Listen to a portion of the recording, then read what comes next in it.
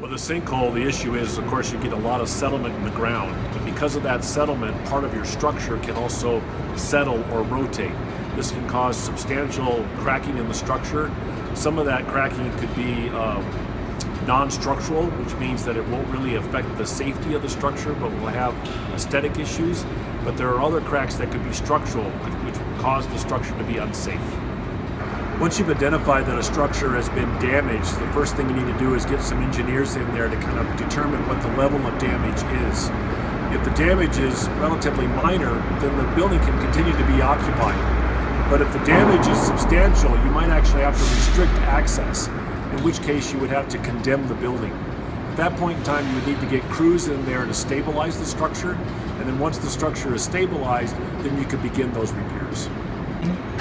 Once the sinkhole occurs, one of the things you're going to have to identify is whether or not that sinkhole can continue to expand. So that would be really important for a geotechnical engineer to come in and assess how stable the ground is. Once that perimeter is established, then the portions of the structure that are contained within that perimeter, you would certainly not want to allow people to enter into that space.